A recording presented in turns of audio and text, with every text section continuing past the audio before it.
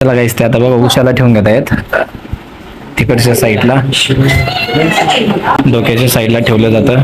म्हणजे काही वनस्पती आणि गारगोटी असतात दगडासारख्या.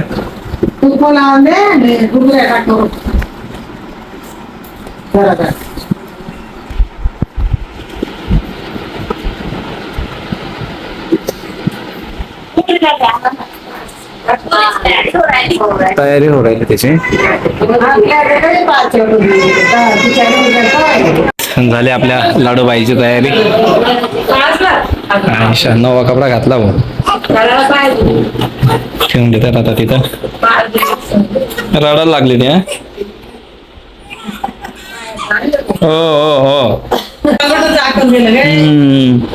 अंगावरच सगळं बाहेर काढून घेतलं तिने.